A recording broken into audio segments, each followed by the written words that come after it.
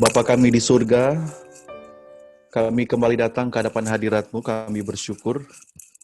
Oleh karena berkat penyertaan Tuhan, pada hari Sabat siang ini kami boleh berkumpul lewat aplikasi online, daring pertemuan untuk membicarakan pekabaran-pekabaran firman Tuhan, teristimewa peristiwa-peristiwa yang akan terjadi pada akhir zaman, bahkan yang sedang terjadi. Pimpin kami dengan kuasa Roh Kudus-Mu, sehingga apa yang firman-Mu telah sampaikan kepada kami dapat memberikan kepada kami penyegaran-penyegaran, dan lebih daripada itu membangkitkan rohani kami. Di dalam nama Yesus kami berdoa. Amin. Bang Andi, suara saya jelas ya? Oke. Topik dengan judul sedikit masa kesukaran. Selama ini yang kita ketahui bahwa sebagai orang yang sedang menantikan Yesus datang kedua kali, yang kita ketahui itu adalah masa kesukaran. Masa kesukaran. Time of trouble katanya. Tetapi di dalam fakta juga dan data-data firman Tuhan, lebih khusus tulisan hamba Tuhan, kita memiliki apa yang disebut dengan sedikit masa kesukaran. Referensi yang saya baca dan saya anjurkan untuk kita pelajari juga ada di dalam Last Day Events atau buku peristiwa-peristiwa akhir zaman, demikian juga dengan buku Great Controversy. Sebenarnya, kalau boleh saya berbagi screen, bisa? Ambil dari apa yang ada di dalam kutipan Early Writings 85 dan 86. Dia katakan seperti ini. Permulaan, nah ini.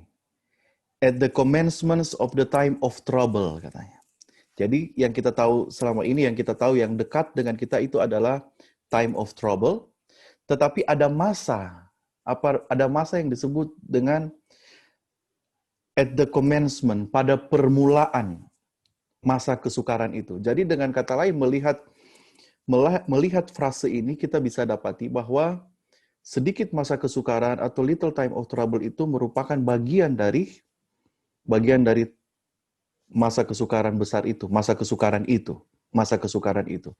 Pada permulaan masa kesukaran itu, kita dipenuhi dengan kuasa Roh Kudus Tuhan untuk memproklamasikan untuk mengabarkan kebenaran Sabat secara sempurna. Jadi pekabaran ini pada awal masa kesukaran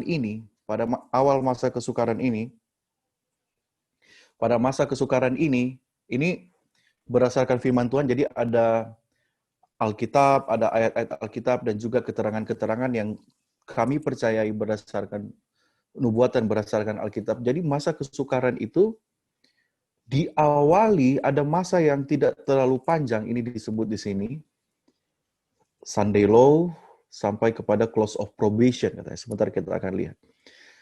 Nah, pada masa ini, pada masa permulaan masa kesukaran itu, kita dipenuhi dengan kuasa Roh Kudus Tuhan, kuasa Roh Kudus untuk pergi, bergerak maju, menyampaikan, memproklamasikan tentang Sabat. Secara full, secara komplit. Ya. Nah, kemudian dia dengan bijaksana, dengan kebenaran Tuhan, dengan roh dari Tuhan, dia menjelaskan the commencements of the time of trouble itu apa. Dijelaskan seperti ini. Permulaan masa kesukaran yang disebut di sini bukanlah merujuk kepada waktu ketika plague atau ketika kutuk itu mulai dilepaskan. Ketika pada masa Yesus masih ada di dalam Ka'bah. Jadi dia jelaskan ini, permulaan masa kesukaran yang disebut di sini bukan merujuk kepada ketika semua plague atau semua kutuk itu dilepaskan. Ketika Kristus masih ada di dalam Ka'bah di surga. Pada waktu itu, di mana pekerjaan penyelamatan ditutup, kesusahan akan datang terhadap dunia ini, bangsa-bangsa akan bangkit dengan murkanya, dan kita akan melihat bahwa di ujung saat ada pekabaran dari 3 malaikat. Jadi jelas the commencement atau awal masa kesukaran itu disebut dengan little time of trouble. Kita tidak menemukan, ya, saya secara pribadi tidak menemukan little time of trouble atau sedikit masa kesukaran. Kita menerjemahkan itu, kita menginterpretasikan itu, masa kesukaran, sedikit masa kesukaran itu adalah permulaan.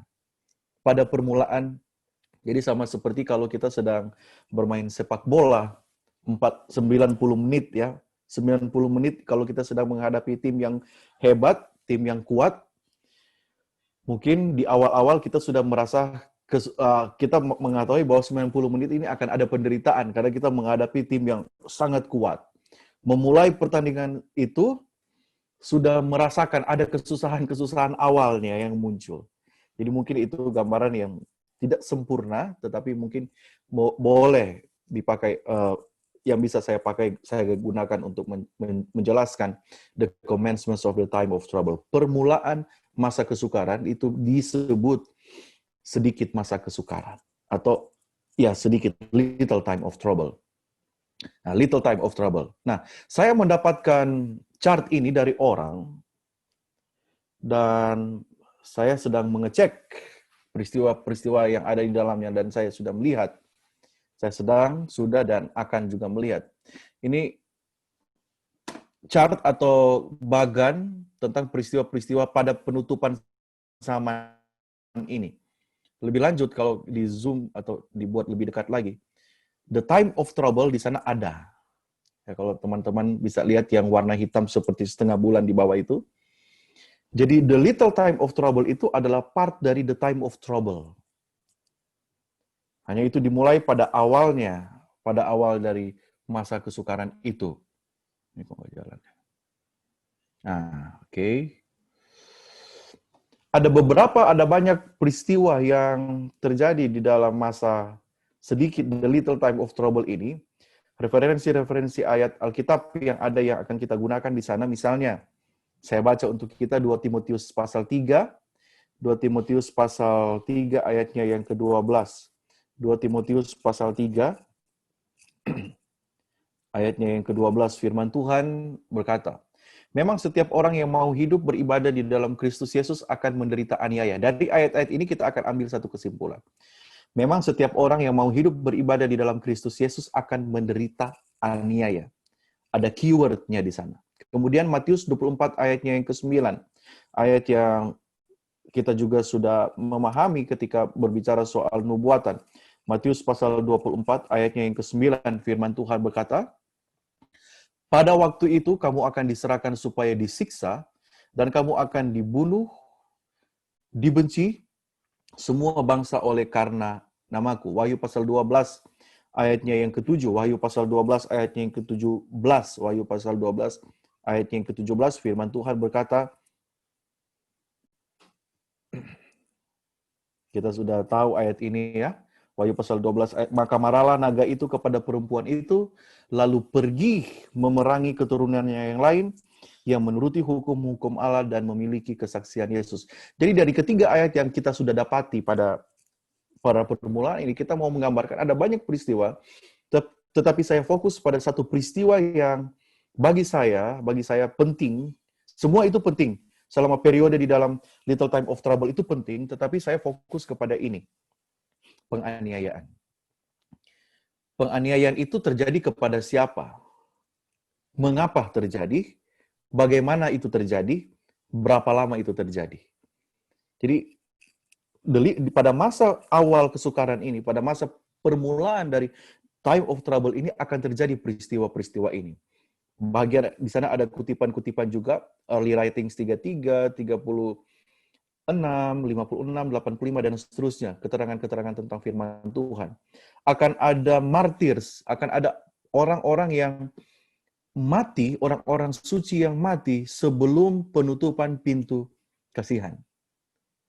Nanti sebentar ada beberapa kutipannya. Baik, mari kita lanjut. Saya fokus di situ. Saya fokus di kita. Saya melanjutkan dengan perkataan ini. Sebentar.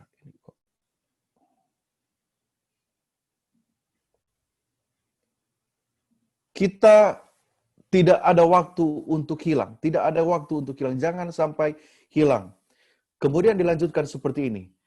Masa atau waktu-waktu yang buruk ada di depan kita. Dunia ini sedang dipanaskan dengan roh peperangan. Segera gambaran kesusahan, masalah yang diceritakan di dalam nubuatan-nubuatan akan segera terjadi. Lebih khusus, nubuatan di dalam pasal 11 buku Daniel dekat kepada pemenuhannya. Jadi Ellen White sedang menceritakan bahwa kesusahan-kesusahan besar itu akan segera terjadi. Lebih khusus, nubuatan yang ada di dalam Daniel pasal 11 akan memenuhi, akan mendapatkan pemenuhannya. Ada banyak peristiwa di dalam sejarah yang terjadi di dalam nubuatan, yang telah dipenuhi di dalam nubuatan, akan terulang. Akan terulang. Pada ayatnya yang ke-30, mari kita lihat di dalam Daniel pasal 11 ayatnya yang ke-30. Daniel pasal 11 ayatnya yang ke-30. Ini dia quote, saya harus bacakan untuk kita. Dan kita semua juga kalau ada Alkitab kita boleh bersama-sama. Di dalam Daniel pasal 11 ayatnya yang ke-30 mulai. Ya, ayatnya yang ke-11 kita mulai. Tentaranya akan muncul, mereka akan menajiskan tempat kudus, benteng itu, menghapuskan korban sehari-hari, dan menegakkan kekejian yang membinasakan, dan orang-orang yang berlaku fasik terhadap perjanjian akan dibujuknya sampai murtad dengan kata-kata licin. Tetapi umat yang mengenal Allahnya akan tetap kuat dan akan bertindak. Garis bawahi, mengenal, ya, umat yang mengenal Allah akan tetap kuat dan bertindak. Ayat 33. Dan orang-orang bijaksana di antara umat itu akan membuat banyak orang mengerti. Jadi di antara umat Allah yang mengenal Allah, ada orang-orang bijaksana di antaranya yang akan membuat banyak orang mengerti. Tetapi untuk beberapa waktu lamanya, mereka akan jatuh oleh karena pedang dan api. Oleh karena ditawan dan dirampas. Ayat 34. Sementara jatuh, mereka akan mendapat pertolongan sedikit. Dan banyak orang akan menggabungkan diri kepada mereka secara berpura-pura. Sebagian dari orang-orang bijaksana itu akan jatuh, supaya dengan demikian diadakan pengujian, penyaringan, dan pemurnian di antara mereka. Sampai pada akhir zaman, sebab akhir zaman itu belum, ini dia, sebab akhir zaman itu belum mencapai waktu yang telah ditetapkan. Oke, raja itu akan berbuat sekendak hati, ia akan meninggikan dan membesarkan dirinya terhadap setiap Allah. Juga terhadap Allah yang mengatasi segala Allah, ia akan mengucapkan kata-kata yang tak senonoh sama sekali, dan ia akan beruntung sampai pada akhir murka itu, sebab apa yang telah ditetapkan akan terjadi. Dari gambaran di dalam Daniel pasal 11 ini, kita bisa mendapatkan keseluruhan atau bahkan kebenaran-kebenaran tentang peristiwa belum berakhirnya masa kesukaran itu. Dia katakan belum mencapai puncaknya. Ada orang benar yang mengenal Allah. Nah, di antara orang-orang benar yang mengenal Allah ini ada orang-orang bijaksana yang menceritakan tentang kebenaran-kebenaran firman Tuhan. Mereka untuk waktu sedikit akan jatuh, Untuk apa mereka jatuh? Supaya terjadilah pengujian, supaya terjadilah pemurnian itu, supaya terjadilah penyaringan itu. Jadi akan ada penyaringan, akan ada ujian.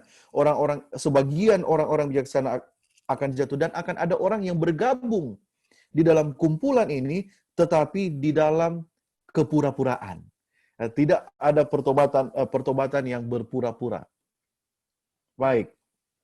Kemudian dilanjutkan di dalam manuskrip Releases 13 halaman 394 alinea kedua. Dia lanjutkan seperti ini.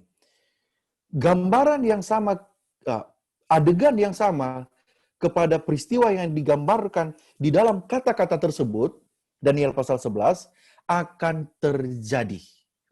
Oke? Kita sudah lihat adegan yang sama yang digambarkan di dalam Dia sedang in these words dalam artian Daniel pasal 11 ayat 31 sampai 36 akan terjadi. Kita melihat bukti-bukti bahwa setan dengan cepat sekali berusaha mengontrol pikiran manusia yang ini dia, yang tidak takut akan Tuhan. Ya. Biarlah, makanya dia katakan, biarlah kita membaca dan mengerti nubuatan-nubuatan dari buku ini. Dari buku Daniel secara keseluruhan dan lebih khusus Daniel pasal 11. Karena kita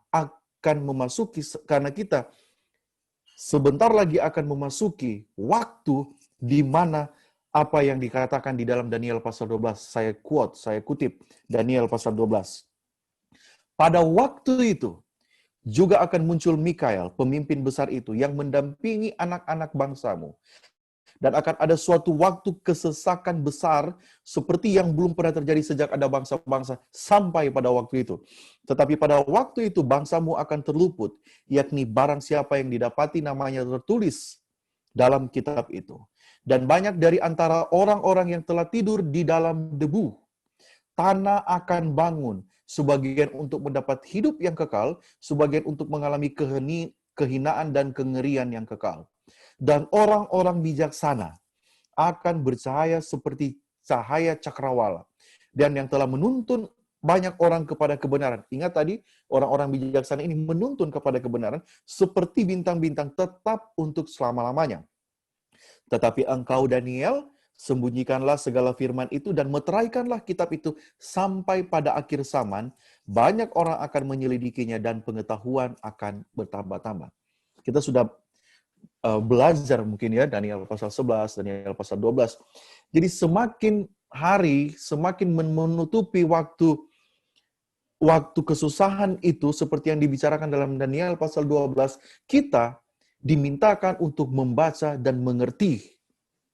Jadi kalau ada yang mengatakan belajar nubuatan itu tidak penting atau membosankan, nah saya bersyukur ada sekelompok orang, bapak-bapak muda yang berinisiatif untuk melakukan ini. Itu penting sekali, mempelajari nubuatan.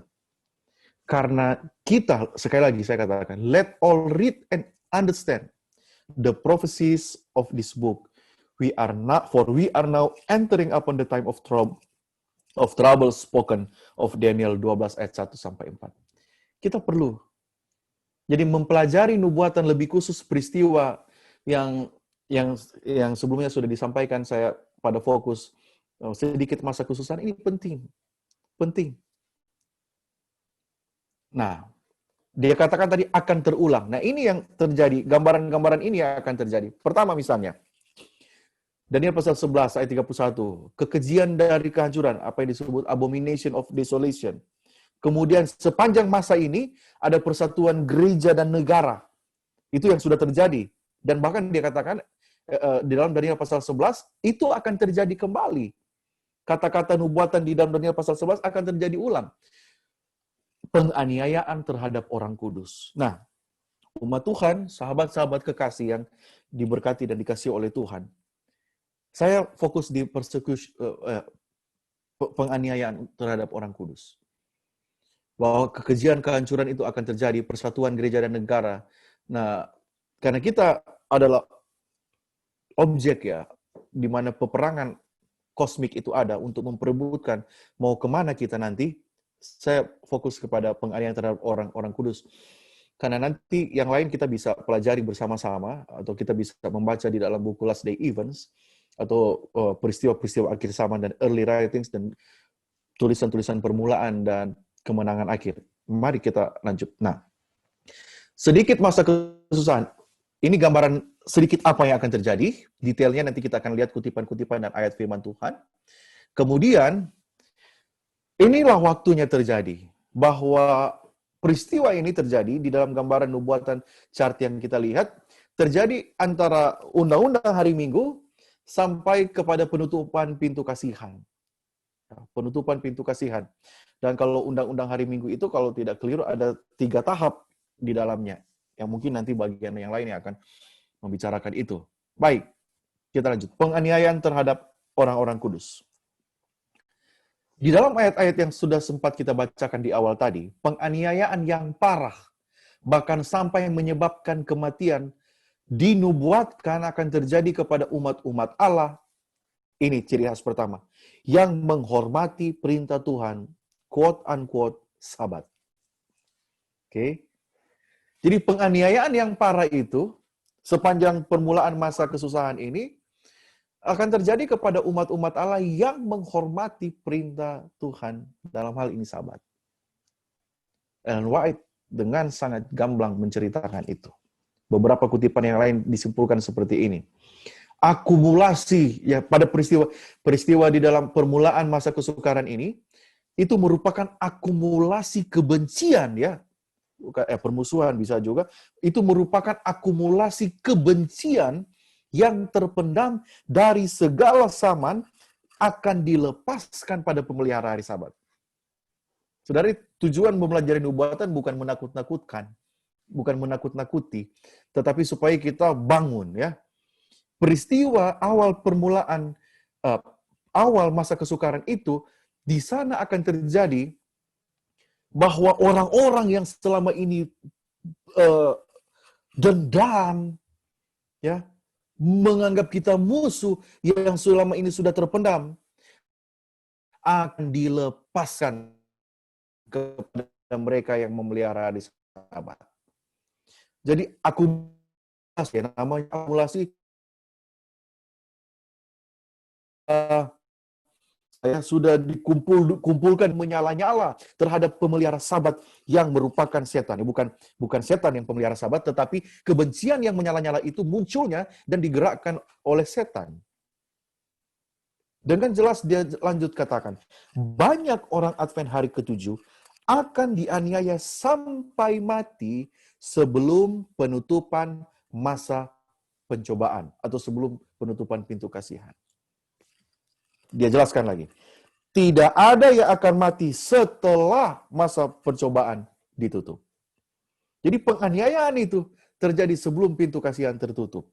Karena setelah itu orang-orang akan dipastikan kemana dia pada saat Yesus akan datang. Jadi pada masa itu, umat Tuhan, saudara-saudara, ini setan yang dengan akumulasi sudah membenci orang-orang pemelihara hari Sabat, mereka akan lepaskan. Kenapa?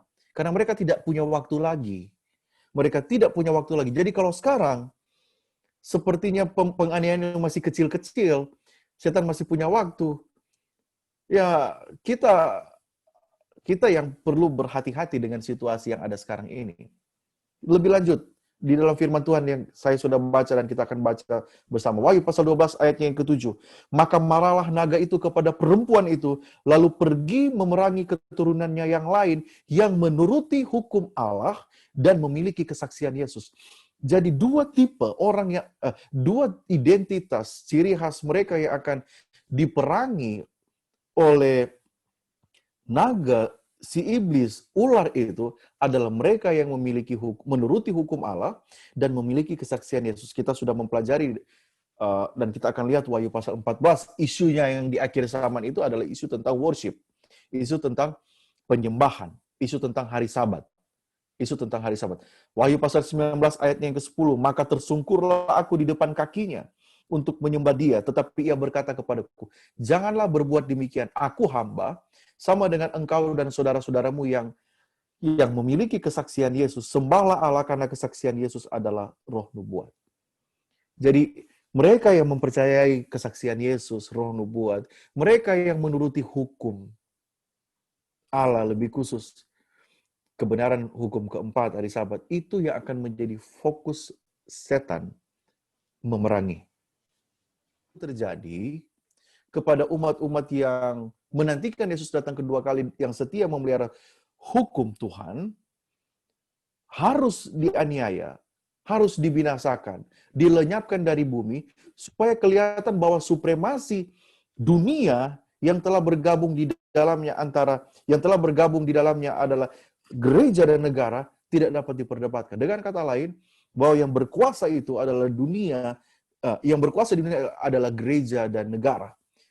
Yang menggerakkan mereka adalah setan. Secara ringkas, dikatakan seperti ini. Di dalam ayat-ayat berikut. Penganiayaan terhadap orang kudus sudah diceritakan di dalam Yohanes pasal 16, ayatnya yang pertama dan ayatnya yang ketiga. Karena kita sedang berbicara tentang Alkitab, izinkan saya untuk membacakan ayat-ayat ini. Yohanes pasalnya yang ke-16, Yohanes pasal 16, Injil Yohanes ayatnya yang pertama. Firman Tuhan berkata, "Semuanya ini kukatakan kepadamu supaya kamu jangan kecewa dan menolak aku. Kamu akan dikucilkan. Bahkan akan datang saatnya bahwa setiap orang yang membunuh kamu akan menyangka bahwa ia berbuat bakti bagi Allah." Ingat, mereka akan berbuat demikian karena mereka tidak mengenal baik Bapa maupun aku. Lukas pasalnya yang ke-21, ayatnya yang ke-12 sampai ayatnya yang ke-27. Lukas pasal 21 ayatnya yang ke-12. Firman Tuhan berkata, "Tetapi sebelum semuanya itu, kamu akan ditangkap dan dianiaya. Sebelum kedatangan Tuhan Yesus, tanda-tanda di langit yang mengejutkan dan dahsyat di ayat-ayat sebelumnya, kamu akan diserahkan ke rumah-rumah ibadat dan penjara-penjara, dan kamu akan dihadapkan kepada raja-raja dan penguasa-penguasa oleh karena namaku. Hal itu akan menjadi kesempatan bagimu untuk bersaksi. Sebab itu tetapkanlah di dalam hatimu supaya kamu jangan memikirkan lebih dahulu pembelaanmu. Sebab aku sendiri akan memberikan kepadamu kata-kata hikmat, sehingga kamu tidak dapat ditentang atau dibantah lawan-lawanmu. Dan kamu akan diserahkan juga oleh orang tuamu, saudara-saudaramu, kaum keluargamu, dan sahabat-sahabatmu, dan beberapa orang di antara kamu akan dibunuh. Baik, saudara-saudara, ini gambaran yang sangat jelas bagi kita yang menunjukkan bahwa peristiwa-peristiwa yang akan terjadi di akhir zaman nanti itu adalah peristiwa yang telah diinformasikan terlebih dahulu. Oleh karena itu, saudara-saudara, saya ingin lanjutkan dengan pemberitahuan firman Tuhan yang boleh kita jadikan sebagai pegangan hidup kita. Bahwa ini akan terjadi. Bahwa penganiayaan terhadap orang-orang kudus adalah orang-orang yang setia dan berpegang kepada perintah Tuhan. Orang-orang yang menurut firman Tuhan, orang-orang yang berjalan atas dasar firman Tuhan, orang-orang yang berdiri di dalam kebenaran firman Tuhan, dan orang-orang yang didapati tetap setia. Baik, saya lebih suka nanti kalau kita ada berdiskusi, saya akan pergi kepada bagian ini. Saya nggak tahu sampai jam berapa, Don. Sebentar. Waktu saya sampai jam berapa saya belum tahu. Mudah-mudahan bisa selesai. Oke. Ya, itu gambaran. Itu gambaran saya lebih fokus kepada akan terjadi penganiayaan. Akan terjadi kesusahan besar. Tetapi kesusahan besar itu akan dimulai dengan peristiwa-peristiwa yang telah digambarkan tadi. Nah, apa yang perlu bagi kita? Ini yang menjadi pertanyaan bagi kita semua. Apa yang perlu bagi kita? Apa yang perlu bagi kita menghadapi peristiwa ini? Kita sudah tahu tadi apa yang terjadi, bahwa itu terjadi pada permulaan masa kesukaran. Permulaan masa kesukaran akan dimulai dengan peristiwa ini. Peristiwa ini akan terjadi pada awal di antara undang-undang yang memaksakan pemeliharaan hari pertama sampai kepada penutupan pintu kasihan dari Tuhan. Nah, ini adalah gambaran. Peristiwa yang lain yang perlu kita perhatikan, di dalam masa ini, di dalam masa kesukaran, permulaan masa kesukaran ini, adalah apa yang disebut dengan kita mengingat akan adanya setan yang memalsukan kuasa Yesus, atau memalsukan Yesus itu semata-mata. Akan ada kepalsuan yang terjadi. Nah, saya akan langsung kepada bagian ini sebentar. Dan kita akan berdiskusi. Apa yang perlu bagi kita? Apa yang perlu bagi kita pada masa ini, pada masa di dalam permulaan masa kesukaran ini, ada beberapa firman Tuhan. Mari kita membuka ayat firman Tuhan kita di dalam, tadi sudah sempat dibacakan, Daniel pasal 12. Daniel pasal 12, kalau saudara-saudara ada yang punya Alkitab, bisa dibaca untuk kita. Daniel pasal 12, ayatnya yang pertama. Boleh ada sahabat kita atau siapa yang boleh membaca? Daniel pasal 12, ayatnya yang pertama. Daniel 12 ayat yang pertama. Akhir zaman. Pada waktu itu juga akan muncul Mikael, pemimpin besar itu, yang akan mendampingi anak-anak bangsamu. Dan akan ada suatu waktu kesesakan yang besar, seperti yang belum pernah terjadi sejak ada bangsa-bangsa sampai pada waktu itu. Tetapi pada waktu itu bangsamu akan terluput, yakni barang siapa yang didapati namanya tertulis dalam kitab itu.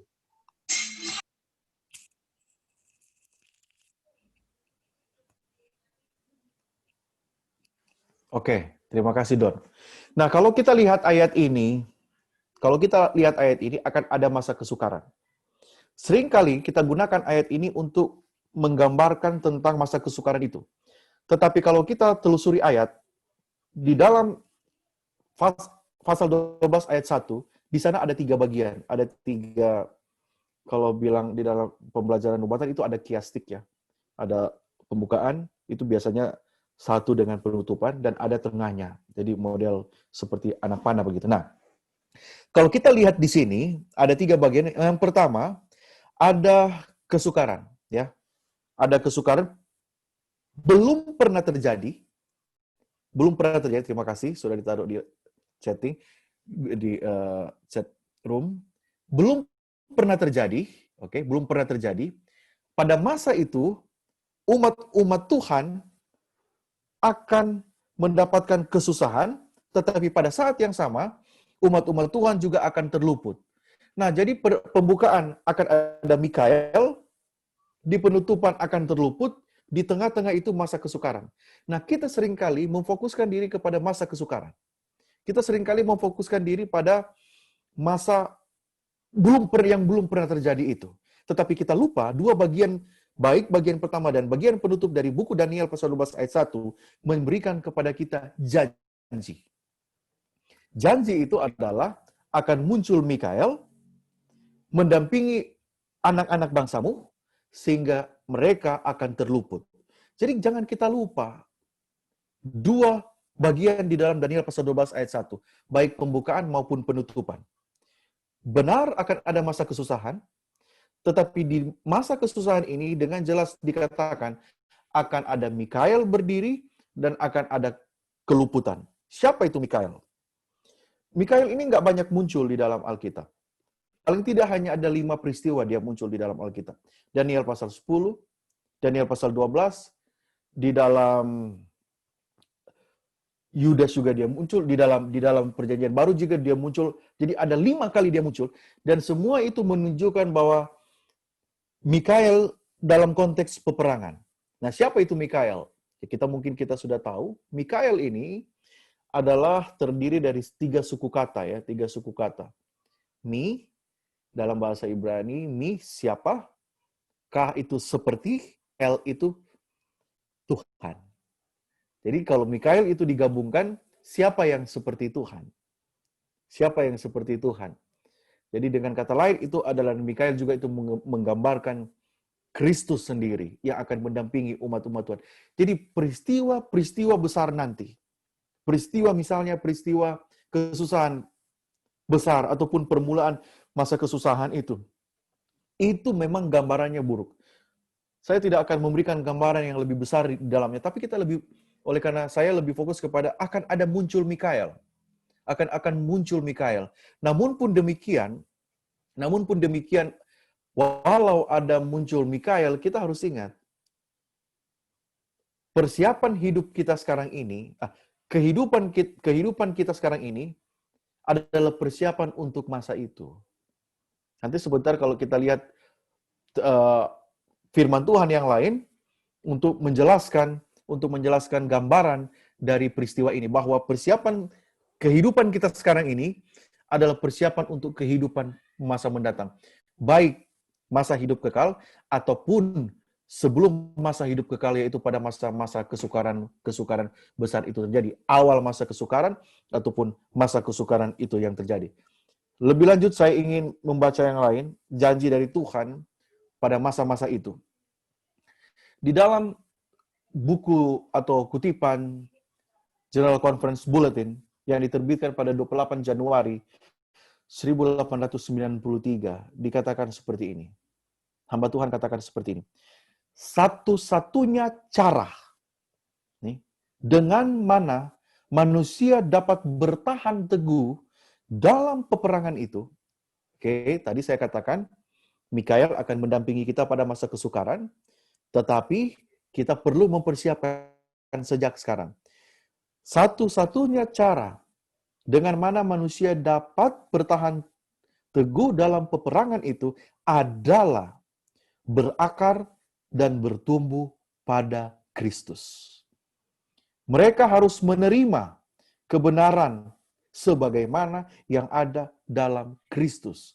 Jadi 3 tahap: menerima Kristus sebagai kebenaran, berakar pada Kristus, bertumbuh pada Kristus. Itu kata kunci yang lain untuk kita mengantisipasi peristiwa itu.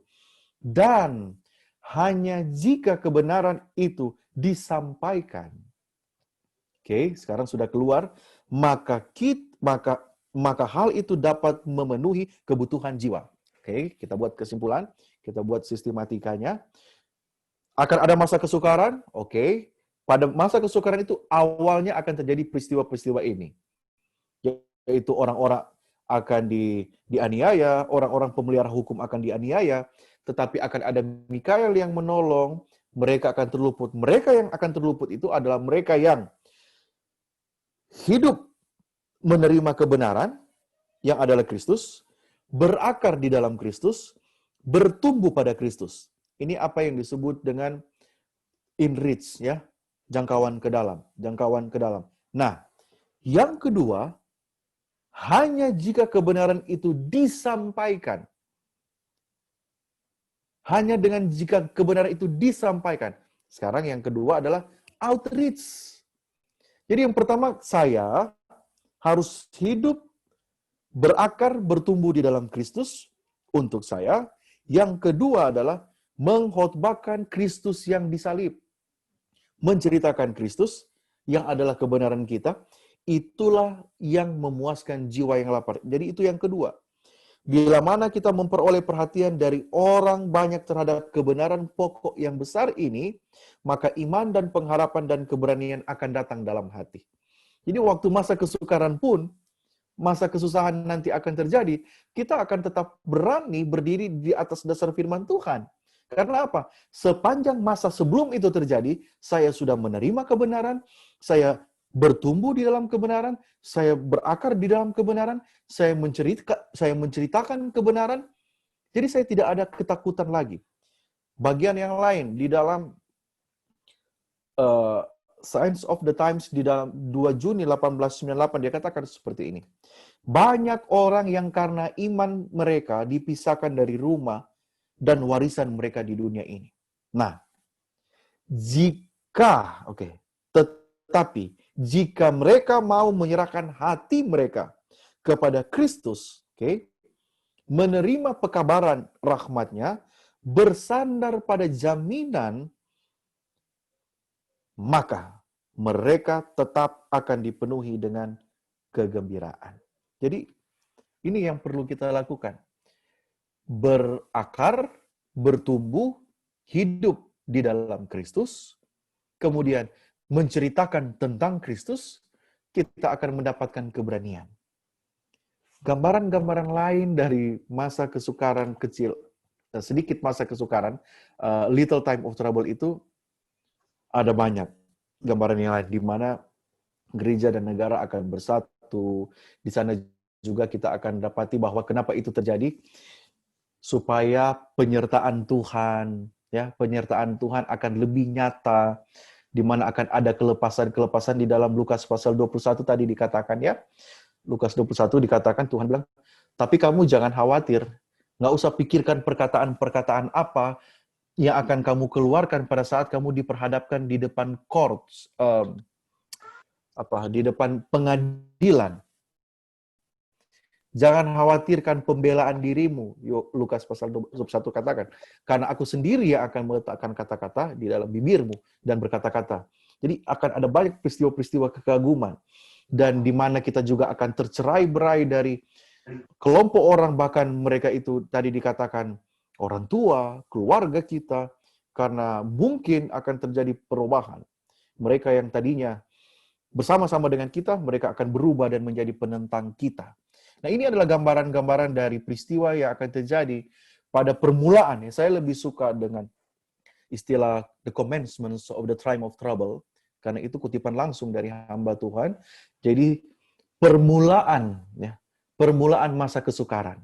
Itu peristiwa terjadi itu peristiwa terjadi pada masa undang-undang untuk beribadah pada hari pertama sampai kepada penutupan pintu kasihan terjadi. Itu yang akan terjadi apa yang disebut dengan masa kesukaran, permulaan masa kesukaran. Baik, kalau ada yang ingin menambahkan, ingin mendalami, kita boleh bersama-sama. Saya lihat juga teman-teman pelayan juga hadir di sini ya. Bro Raymond, demikian juga hamba Tuhan, saudara atau pendeta ya, saudara hamba Tuhan ini, Alex Hutajulu dan yang lain di sini. Dan semua kita boleh belajar bersama-sama tentang kebenaran firman Tuhan. Baik, diberikan kesempatan bagi kita kalau ada yang ingin mendalami bersama-sama. Kita melakukan pendalaman. Silakan